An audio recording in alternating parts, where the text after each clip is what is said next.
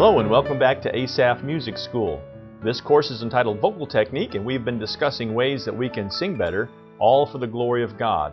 In our first lesson, we discussed the biblical principles behind why we ought to sing. We talked about how the fact that God the Father is a singer, and God the Son and God the Holy Spirit, all three parts of the Trinity, are involved in music, involved in singing. And we are to sing from our heart to the heart of the listener and to communicate the message of the song that we're trying to sing.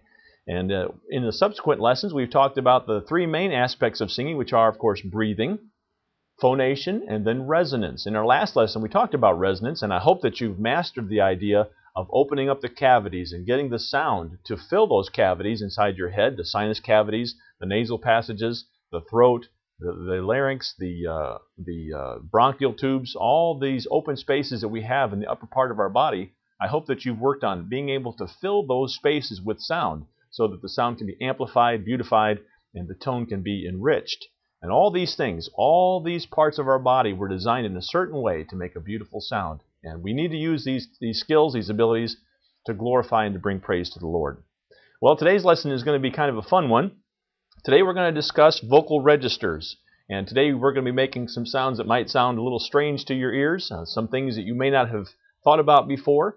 But in order for a singer to truly understand his voice and how the voice works, we need to understand the concept of vocal registers. It's a very misunderstood concept, and there's a lot of terminology that's thrown around that's inaccurate. And sometimes we use terms for one thing that aren't really what we're referring to. Sometimes these terms are thrown around in a way by people who don't really understand what they are. And so today we're going to try to clear up some misconceptions about vocal registers and try to understand exactly how the voice works. If you're not familiar with the term register, this will be a good lesson for you. We're going to talk about it, and we'll see if we can understand a little bit more how the voice works when it crosses a break or a bridge. We'll talk about that here in just a moment. So vocal registers.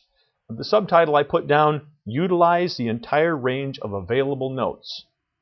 Many times we find singers who are stuck in a certain range of their voice. Some people sing always in chest voice. I've known people before, some ladies especially, who only sing in their head voice and they're not able to utilize their chest voice effectively.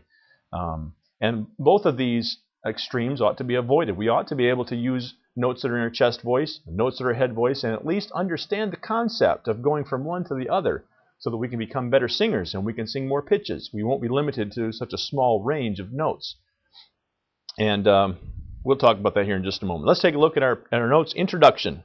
The voice has certain notes at which it flips, breaks, yodels, or otherwise changes in quality. To find these bridges, sing up the scale until the voice cannot go higher without changing the quality of the tone, either becoming strained and forced or flipping into falsetto.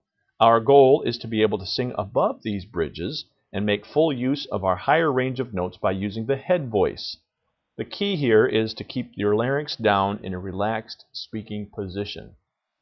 If you don't understand what we just said there, relax and listen up. We will talk about this extensively. I think this is one of the most important aspects of our voice, and it's also one of the most misunderstood aspects of our voice.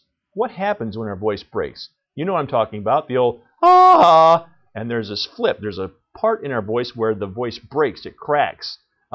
This is especially noticeable among adolescent boys when their voice begins to change. For a while they're going between this kind of a voice and this kind of a voice, and they're constantly flipping back and forth.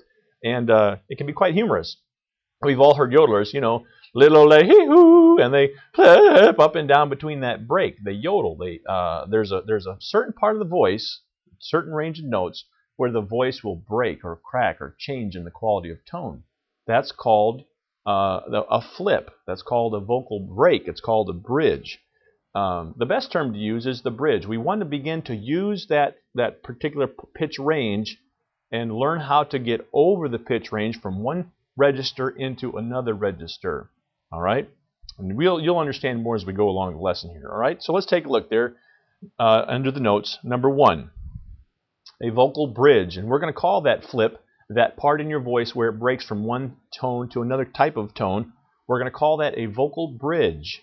And we're going to try to work our way into being able to go from one register over the bridge into the next register and to smooth out those bridges and make them a nice singing quality bridge, a nice tone, and not allow the voice to flip drastically between the vocal registers. So we're going to call it a vocal bridge, the pitch where the voice changes into a new area of resonance, and this is referred to as a break, a flip, a yodel spot, a crack, etc.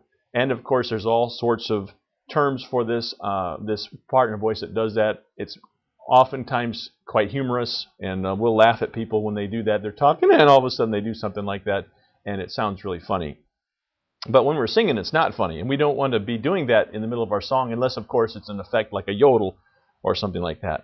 Number two, there are 3 techniques that are used for singing through this bridge, through this flip, through this break.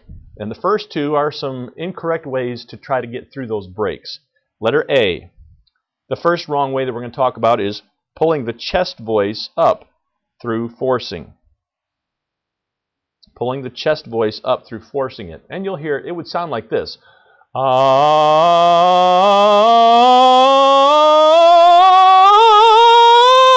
And by pushing and forcing, I kind of got up to that break. It flipped just a little bit there. But by pushing it and forcing the air through there and just keeping the voice going, I got through that break. It didn't sound pleasant, and it didn't feel pleasant. And that is an incorrect method that we use for getting from our chest voice into our head voice. We don't want to do that. We want to try to learn a technique that will avoid this pushing, this forcing, this shoving. It can damage your vocal cords, and it creates strain in your throat that you don't want to have. Letter B. There's another wrong way to do it, and that is to flip into a falsetto. And again, we'll talk about falsetto in just a moment, but sometimes we'll do this.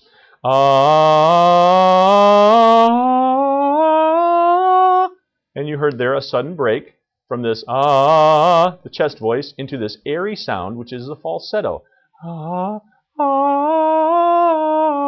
That falsetto sounds like this, and it's very airy.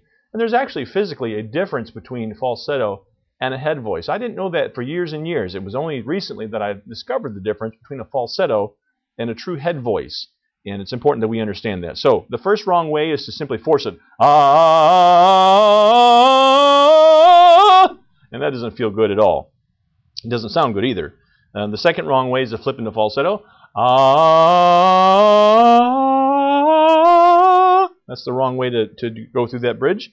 And letter C, there is a right way to go through the bridge. And this is what we want to strive for, to be able to utilize our chest voice and our head voice and everything in between. We want to learn how to go smoothly through that bridge. And what this will do for us is it will open up a whole new set of notes that we can sing with beauty and with power, and can use them in an expressive manner to communicate the song that we're singing. It will give us a bigger repertoire of songs that we can sing. Sometimes you'll meet altos who feel like they're stuck in the alto range and they can't get above that A, or whatever that note is, the B flat or the C, and they feel like they get up that high, they just can't sing it. Well, what they need to learn to do is to get out of the chest voice and into the head voice. Sometimes you'll meet sopranos who feel like they can't go below an A or a G or an F. It starts getting down there, and they begin feeling very uncomfortable. And the reason is because they're singing always in head voice. And so we want to be able to use head voice and chest voice and everything in between, and make all of those pitches part of our range. You say, well, that's impossible. That can't happen with me. Sure, it's possible. And I think after we get done with this lesson, you'll understand vocal registers better, and you'll be able to use them better. You may not have it perfected right off. It may take a while of practice. It may even take years. But if you understand the concept, you can at least know where you're headed. All right, so we have the two wrong ways, and we have one right way. Let me see if I can demonstrate.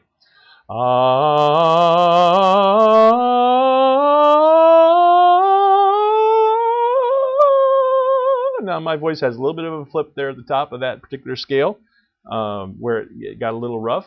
But you notice that I went from the chest voice into the head voice very smoothly. And there was a place in there where before I would have flipped into falsetto, where I might have strained, where I didn't feel any strain at all. The key is to keep your larynx down and don't allow it to ride up. When your larynx begins getting higher and higher, your throat muscles think that you're getting ready to swallow.